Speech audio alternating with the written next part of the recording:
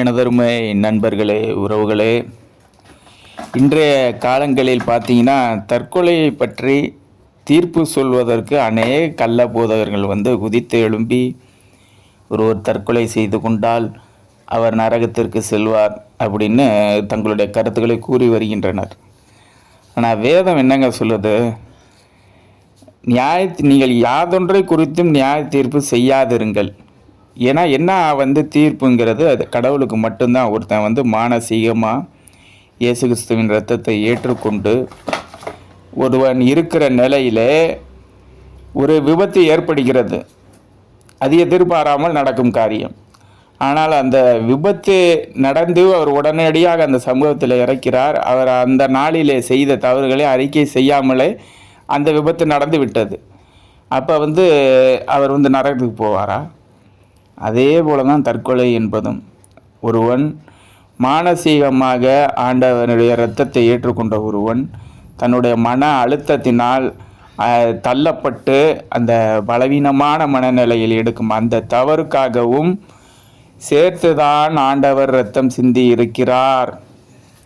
எதிர்காலத்தில் நடக்கும் நம்முடைய பலவீனங்களையும் அவர் ரட்சிக்க வல்லவர் என்ற நம்பிக்கையில்தான் ஒரு மனிதன் அவரை விசுவசிக்கிறான்.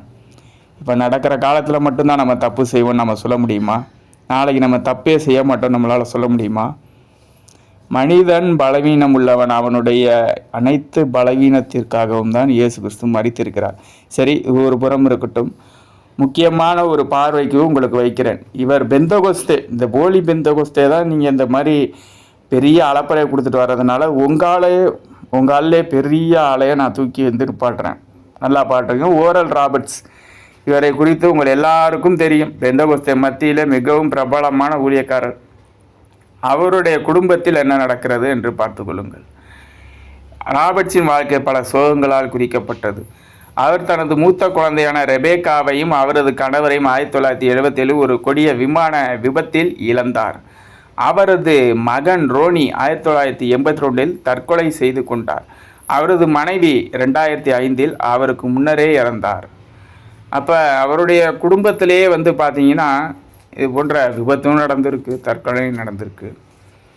ஆக யாதொன்றை குறித்தும் நியாய தீர்ப்பு செய்யும் அசுத்த சாத்தான்களே, நான் உங்களுக்கு மீண்டும் சொல்லுகிறேன். இன்னும் இப்போ இந்த போலி பெந்தகோஸ்தேல நடந்த தற்கொலையை மட்டும் நான் எடுத்து போட்டேன்னா அது லிஸ்ட்டு எங்கேயோ போயிடும். உங்களுக்கு மறுபடி நான் சொல்கிறேன், யாதொன்றை குறித்தும் தீர்ப்பு செய்வது தவறு.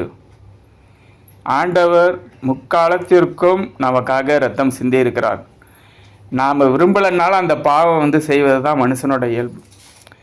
அப்போ பரிசுத்தாவின் அபிஷேகத்தில் நிறைந்த தாவீது 500 பொண்டாட்டி பத்தலன் 501 அடுத்தவங்க பொண்டாட்டியை கொலை பண்ணிட்டு எடுத்ததெல்லாம் அதெல்லாம் சொன்னால் ரொம்ப விசனமாக இருக்குது. வேணாம், பேசாமல் இருங்க. அதனால் மனிதருடைய இந்த மாமிசமே அப்படி தான் கட்டமைக்கப்பட்டிருக்கு. அதற்காகத்தான் அவர் அவரை ஏற்றுக்கொண்டாங்க ஒருத்தவங்க மானசீகமாக உண்மையாக ஆண்டவரை அப்படின்னா அந்த இரத்தம் அவர்களுக்காக நிற்கும். யாரும் தேவையில்லாமல் தீர்ப்பு சொல்வதை நீங்கள் நிப்பாட்டிக் கொள்வது நல்லது. நன்றி.